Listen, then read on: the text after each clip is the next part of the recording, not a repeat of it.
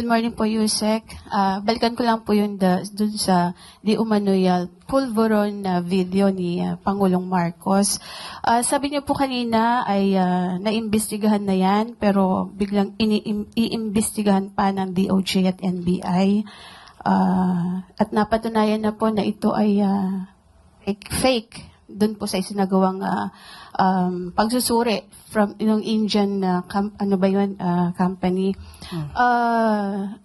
Wala po bang plano ang Malacanang, especially ang Pangulong Marcos, na magpa-hair follicle test na siyang hinihingi po para matuldukan na itong issue po ng di umano'y paggamit ng ipinagbabawal na gamot ng ating Pangulo? Sino po ba ang humihingi?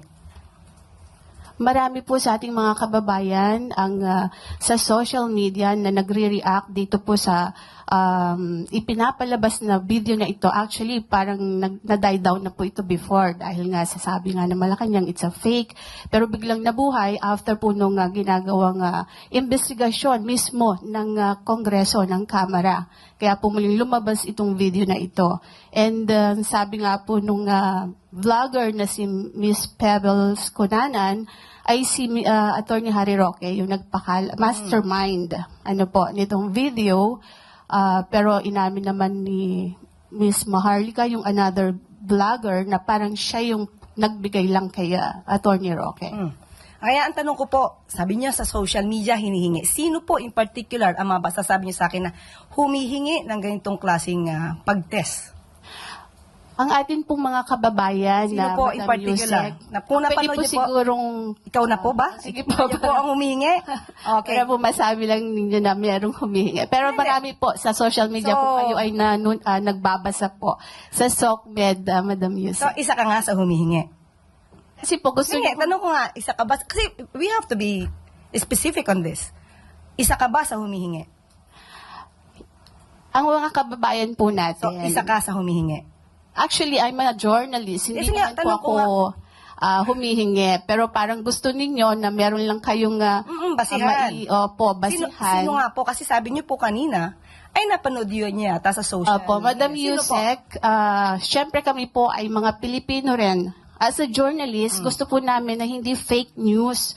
Yun pong aming ibabalita sa taong bayan. Okay, so humihingi po. Si Nagdidemand. si Attorney Vic Rodriguez, di ho ba Okay. matagal na rin naman niyang hinihiling niyang hair follicle test. Okay, tanong po natin. Ano po ba ang basihan para sa paghingi at i-demand sa Pangulo ang isang hair follicle test? Ito po ba'y may pagbibintang na siya ay di umanong gumagamit ng illegal na droga? Kung may pagbibintang, liliwanagin po natin. Kung may pagbibintang sa Pangulo, yung nagbibintang ang dapat na magpatunay kung may ginagamit man o wala. Hindi po pwedeng gumawa ng kwento, walang basihan, isang guni-guni para masira ang Pangulo, at walang basihan. Kahit saan po na kaso, kung sino yung nagbibintang, siya ang magbigay ng pruweba. Hindi nyo pwedeng sabihin na, ito, gumagamit ka, patunayan mong hindi. Hindi po yon ang tamang logic. Kayo po na nagbibintang, kayong humihingi at nagdidiman sa Pangulo, kayo muna ang magpatunay na mayroon siyang ginagawang mali. Kapag wala po kayo napatunayan, wala po kayong karapatan humingi sa Pangulo ng anuman demand patungkol sa hair follicle test. Thank Okay you po. Salamat. At dito po nagtatapos ang ating briefing. Maraming salamat, Malacanang Press Corps, at magandang umaga para sa Bagong Pilipinas.